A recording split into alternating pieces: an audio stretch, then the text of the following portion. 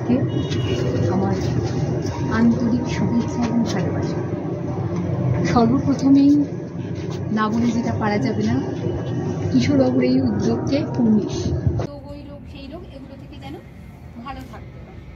এই রোগগুলো তাকে ছোট্টবেলায় ভ্যাকসিনেটেড করতে হবে, যে কোনোভাবে যেন মানসিক রোগ তো দেখা যায় না, সেই রোগগুলোর থেকে কিন্তু এগুলো আসে। কোনো মোবাইল থ্রু সে দেখছে, একটা বাচ্চা মেয়েকেও যেমন গাইড করে, ছেলে মেয়ে বা বয়োজ্যেষ্ঠ, যেটা আমরাও আগে শিখে এসেছি, সম্মান করতে জানতে হবে, বা তোমার এতটুকু লিমিটেশন, তার বাইরে করা চলবে না। মনের মধ্যে ভয় রাখতে হবে, বেআইনি কিছু করবে না। আমি কি পেতে পারি যখনই আমি চাইছি, আমি কি দিতে পারি সেটাও ভাবতে হবে।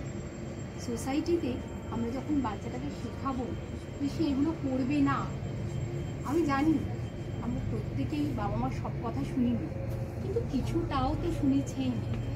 যেটুকু আমরা শুনিনি, আজকে এই স্টেজে দাঁড়িয়ে জানেন এটা কিন্তু ভুলই ছিল। সেদিনের জন্য ভুলটা বাবা মা বারণ করেছিল আপনার জন্য, আর কি করলো, সেই ভুলের খেসারতটা আপনাকে দিয়েছে।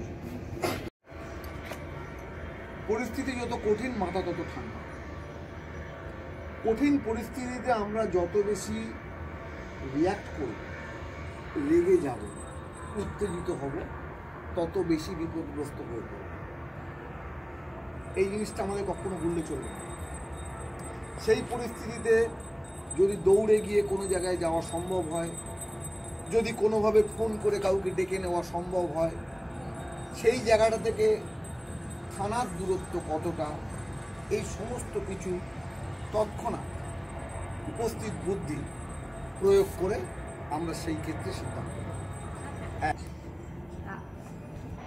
তাকে দোষটা ঢাকবো, আমি ওকে রিলিফ দেবো না, আমি নিশ্চয়ই ওকে রিলিফ দেবো, কিন্তু সে ক্রাইমটা করে সে রিলিফ চাইবে মায়ের কাছে, সেটা নয়। আমি তার সাথে আছি, ভালো কাজে আছি, বাবা তুমি করো না, এটা করতে নেই। যেমন একটা কাদামাটিকে গড়ে তোলা হয়, বাচ্চাকেও তেমনি যেভাবে গড়ে তোলে, তখনই শিক্ষাটা। তার বাদ বাকি আইনের সমস্ত রাস্তা খোলা আছে। আমি ব্যক্তিগতভাবে দেখেছি, যতগুলো বধূ নির্যাতনের কেস হয়, ম্যাক্সিমাম অভিযোগ শাশুড়ি, শ্বশুর, ইনলদের।